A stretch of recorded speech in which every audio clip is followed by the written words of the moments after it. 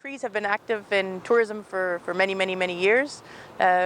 When they were negotiating the James Bay Northern Quebec Agreement in the 1970s, they also included the Cree COTA, or the Cree Outfitting and Tourism, in Chapter 28 because they saw it as an important economic development tool. And I think it's really important to recognize because the chiefs at the time, they included it, and I think we're one of the only nations that have our tourism association protected by a treaty. So we have the tools that we can use, that we can develop our EUSG into a sustainable tourism destination, and we're grateful for that. I think the tourism is important in any regional economic development strategy.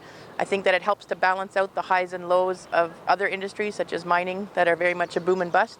So although tourism growth is much slower, I think that over time it's as sustainable as other industries, and I think it's important to not forget it and to have it be a complement to other regional development strategies.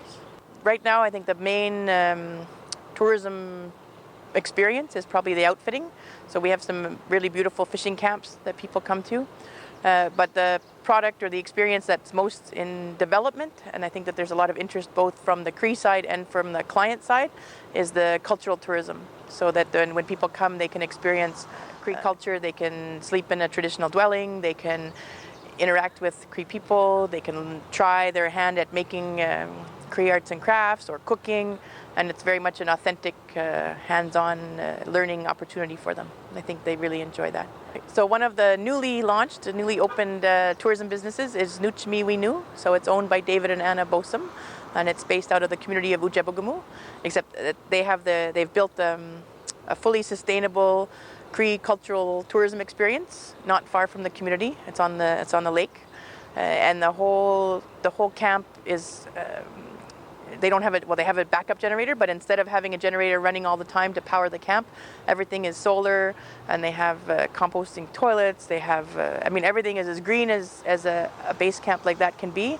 And when people visit, they can sleep in the traditional dwellings. They help Anna with cooking, or David and Anna are wonderful teachers, and they can show them all kinds of activities. They can go canoeing on the lake. They can have a wonderful cultural experience. So Anishjagump is the Cree Cultural Institute. It's a beautiful building. It was designed by Douglas Cardinal.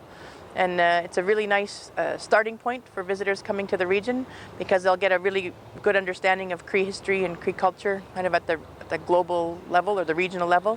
And that way they could learn about it at the museum, but then they can go live it with a company like David and Anna or Nuchmiwinu. Well, I would wish that we would be recognized as a sustainable tourism destination. That's my personal wish. We're working hard to try to have the hotels be green, have our businesses like Nuchmiwinu. I want to make sure that whatever development we do is that it's compatible with the Cree way of life.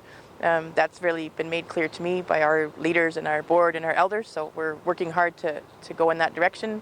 And I would hope that our entrepreneurs can live from their tourism businesses, that they can be in the bush, they can be hosting clients, and that they can have their goose break and their moose break, their traditional leaves that they can take. They don't want to have visitors then. They can take time off during their traditional leaves, but that there's enough tourists during the summer season and the winter season that they can make a living for them and themselves and their families.